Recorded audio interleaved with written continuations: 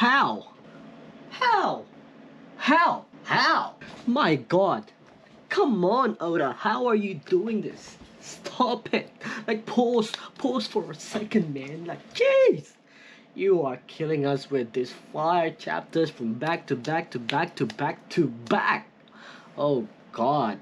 Well, I'm kidding, Oda. Just don't actually stop because I love it. This is insanity. Like really in a good way. I'm so fucking hyped every single week, Oda. You don't understand. Okay, enough with Oda's dick sucking. Guys, One Piece chapter 1064 is out.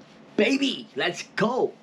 Alright, hope you guys are as excited as I am because this chapter is a freaking banger of a chapter. Win chapter, W chapter for sure. Can we get much higher? We got lots of this to discuss and lots to go through. I'm freaking so hype. So right now, if you guys can't tell, I'm so excited to understand.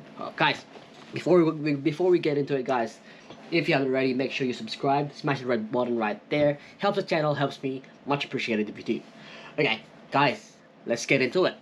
So, if it wasn't already obvious, if it's already confirmed enough from the past two chapters, cover story, this chapter's cover story pretty much confirms what we are all speculating, that Kazan kidnapped Pudding for Blackbeard, and we can see here basically confirms that Kazan and Van Ogre on Blackbeard ship with Pudding tied in front of them. So it seems like Kazan is also with the crew where Law is about to clash with Blackbeard, so that's something to keep in mind. Some very interesting. So of course the way that Kazan looks as well with the cape on his back as well, looking like Van Ogre at the same time. You would think he's one of the 10 Titanic captains of Blackbeard, right? Right? Okay. Let's not go there yet. Maybe not. Like, look. I'm still sticking to my guts and that he is part of Sword and he is only with the crew to monitor Blackbeard, and he will potentially be breaking his ties very soon. So I'm sticking with that. You won't change my mind until like I'm proven wrong. Okay, go guys. It's time to say our apologies to the Heart Pirates, because damn, they heard the slander. They were listening to the slander. Oda was listening to the slander against Black Heart Pirates and Law, because this chapter basically proves that they are not freaking useless. I was gonna swear, but no swearing for the meantime. Maybe later on, but during this fight with Blackbeard, oh my god, they are not. They're not useless at all. Holy. Okay, guys. First page of the chapter is already an epic one with Law. Straight away using his awakened ability, our room, and using amputate and stronger, basically cutting it in half. So, that's interesting. Whether Stronger lives or not, something to keep in mind as well, because the Stronger obviously has the mythical zone fruit of the Pegasus. Okay, look, Blackbeard obviously a little bit surprised about Law's ability. Obviously, this is the first time he's seen this ability, and he's questioning, is this the awakened ability? So he's already using his awakened ability. So, like, Law is not fucking around at all. Like I said, I'm not gonna swear, but I already swore. Not at all. He's here to fight, and he's not going to hold back at all. So he's just gonna go straight using his awakened ability. But I don't know if that's a good idea, since we know that Law's awakened Law doesn't have full control of his awakened ability, and it basically uses a lot of powers. So something interesting on whether he's gonna be able to keep up with his fight with Blackbeard using his awakened ability straight away. Maybe he figured something out.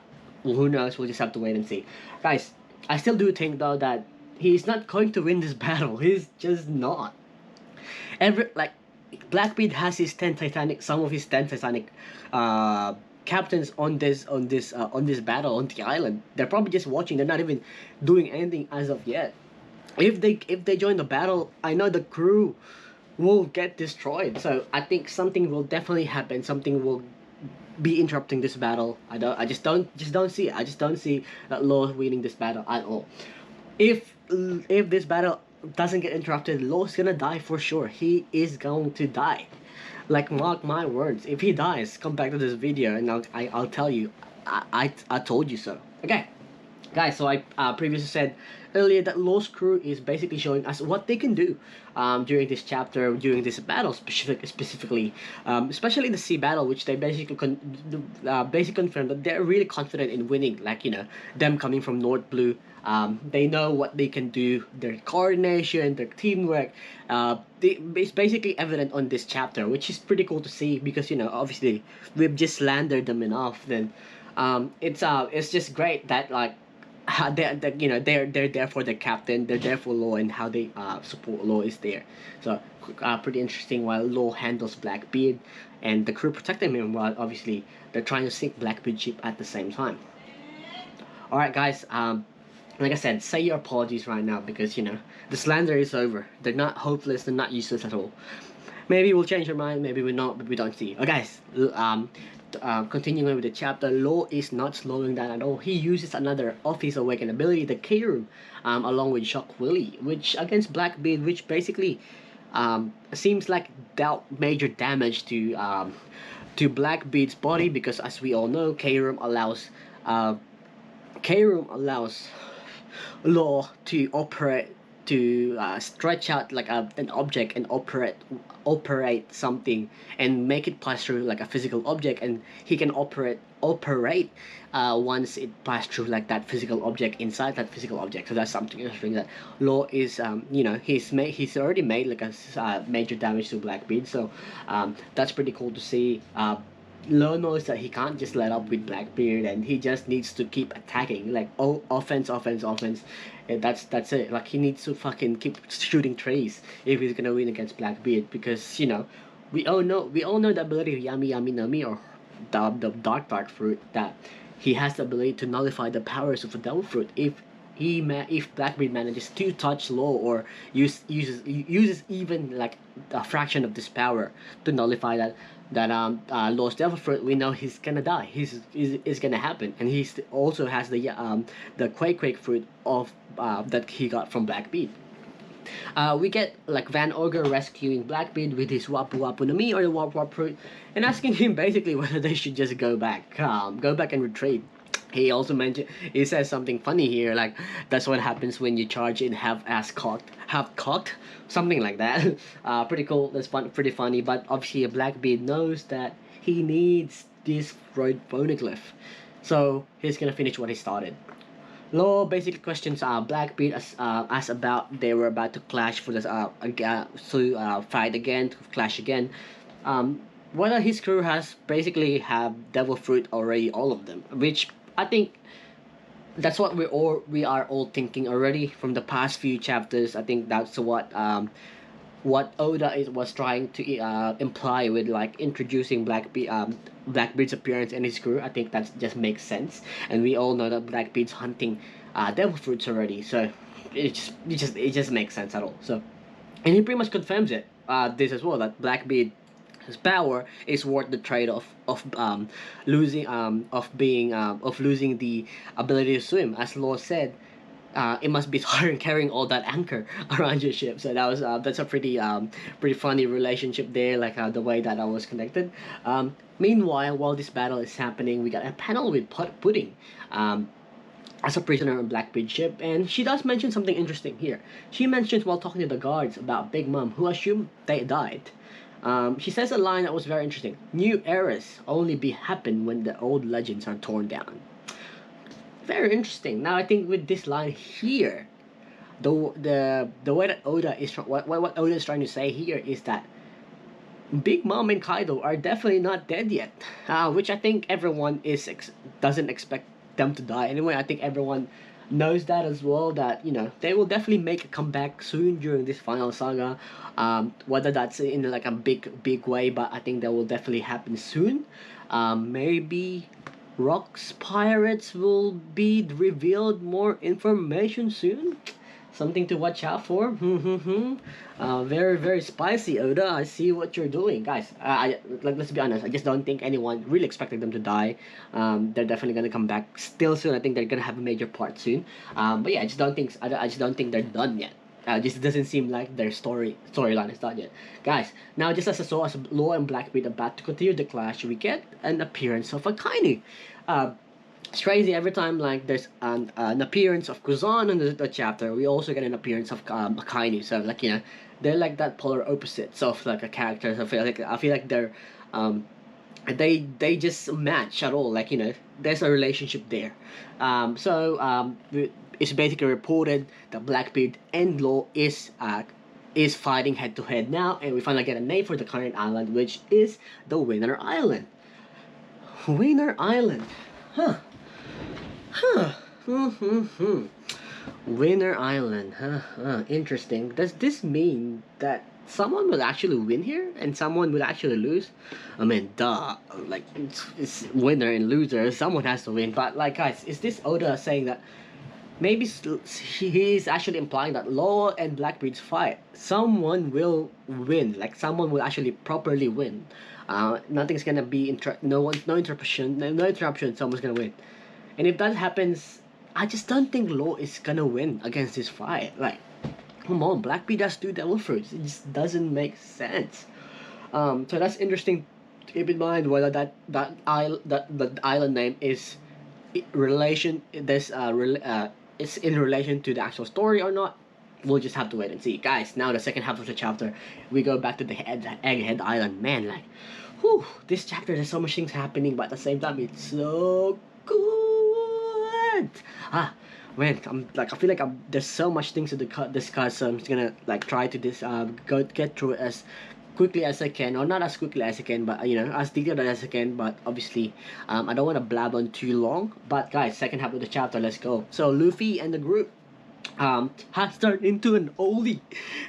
We just went into the future now, like we're already in the future, but this is actually pretty funny. So Luffy, age 70, Chopper looking like an old proper reindeer, and Bonnie looking like an old woman. Of course, they became old, and Jinbei for some reason shrunk. He looks like a kid this time, but like an older version of himself. But yes, it's pretty funny though that is this because of a feature of the suit that they're wearing?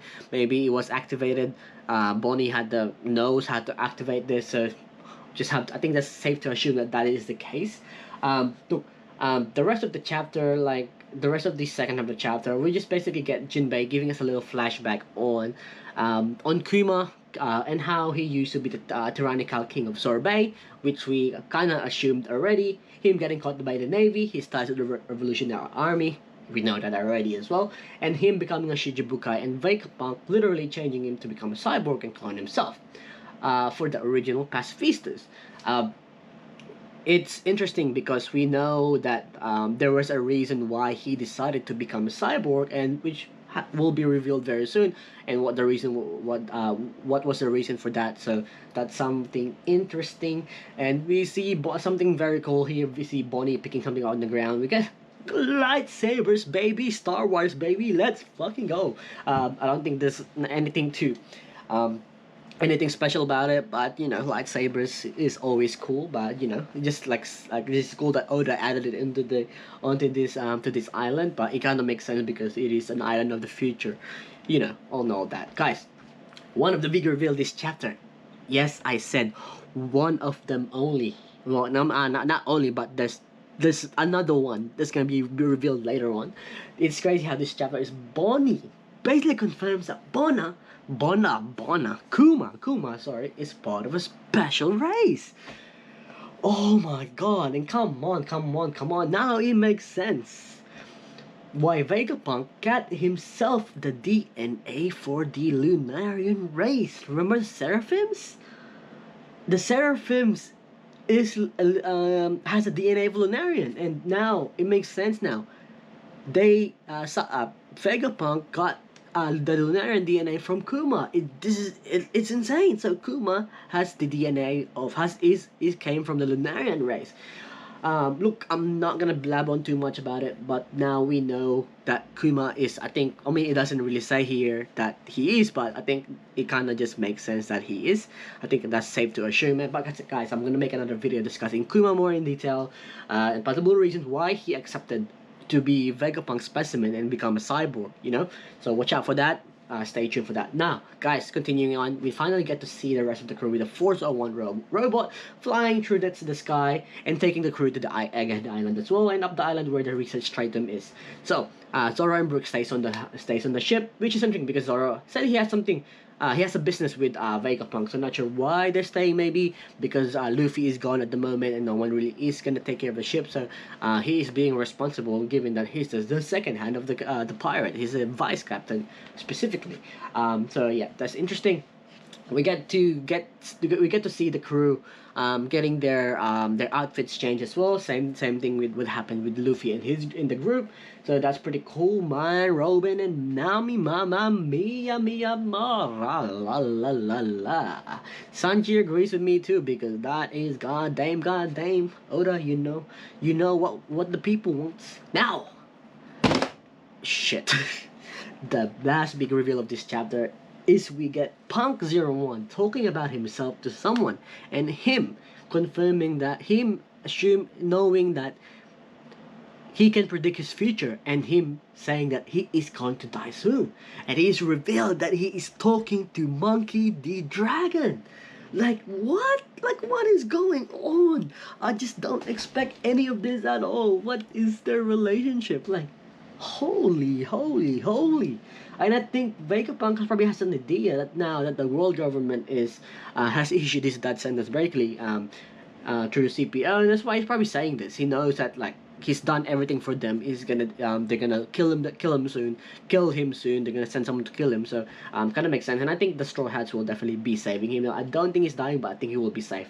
So that's my theory anyway. So guys, everyone, that was a lot to discuss, a lot to go through. Sorry for blabbing, but goddamn. So guys, everything was needed though. So I hope I did discuss that this chapter very well for you guys. Again, I will be making separate videos for Kuma, so watch out for that, and possibly Vegapunk's relationship with Dragon as well. So something to keep in mind. So guys, watch out for that. Okay, perfect. Guys, what do you guys think about the chapter? Did you guys like it? Are you guys hyped as I am? Because damn, guys. Make sure you like and subscribe if you haven't already. I'll catch you guys on the next one, guys. That is it for me. This is your boy, Kenny V. Peace out. Peace.